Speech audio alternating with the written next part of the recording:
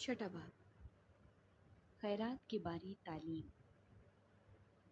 خبردار، اپنے راست بازی کے کام آدمیوں کے سامنے دکھانے کے لیے نہ کرو، نہیں تو تمہارے باپ کے پاس جو آسمان پر ہے تمہارے لیے کچھ اجر نہیں ہے۔